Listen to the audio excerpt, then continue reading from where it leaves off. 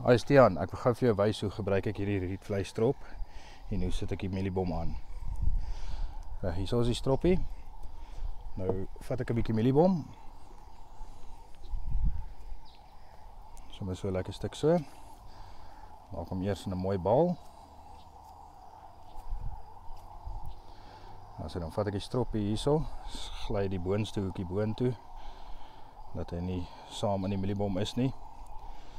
Okay, dan vat ek die lyn daarso, druk hom op die mieliebom self en trek hom deur tot so in die helfte van die mieliebom omtrent.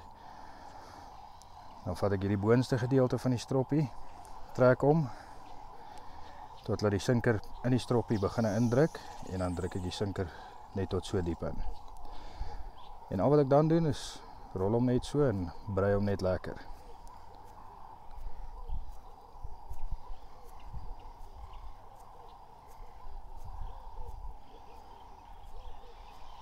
En daar is hy.